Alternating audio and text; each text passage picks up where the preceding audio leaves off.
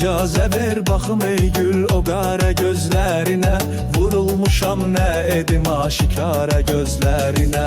Baxanda bir də diriləm dübarə gözlərinə. Qəm etmərəm öldür məni hər gün yenə. Sevda ilə alışmışam yanar qəlbim sənə. Ürəkdən eyləmişəm ixtisarə gözlərinə. Baxanda bir də diriləm dübarə gözlərinə. Qəm etmərəm öldür məni hər gün yenə. Sevda ilə alışmışam yanar qəlbim sənə. Ürəkdən eyləmişəm ixtisarə gözlərinə.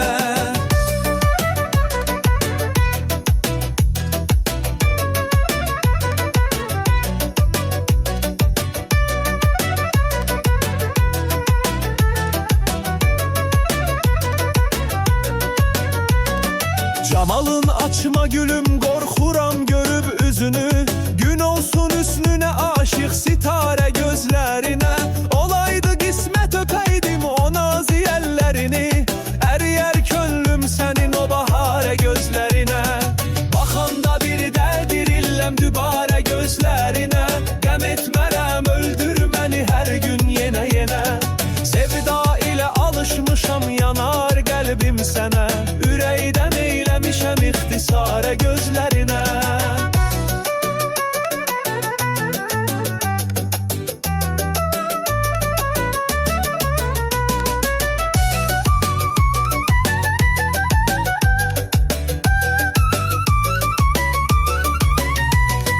Kəməndi ah ilə səyyadlar dalınca düşər.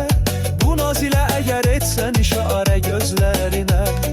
Gözüm götürməyirər yarlar baxanda sənə. Bir ayrı gözlə edirlər nəzarə gözlərinə. Şikəstə vahidə olmaz təbiblərdən əlac. Qalıbdır indi sənin bircə çarə gözlərinə.